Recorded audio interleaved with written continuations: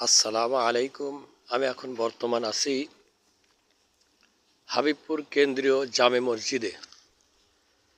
মসজিদ এখন কি সুন্দর উন্নতি করেছে।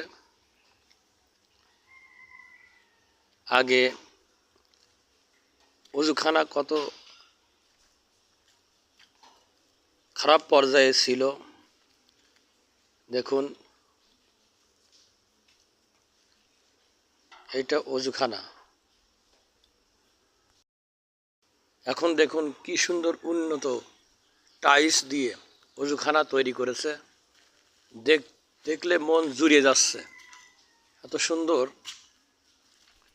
সুন্দর একটা হাদিস যুক্ত করেছে, আত-তুহুরু শাতরুল ঈমান, পবিত্রতা ঈমানের অঙ্গ।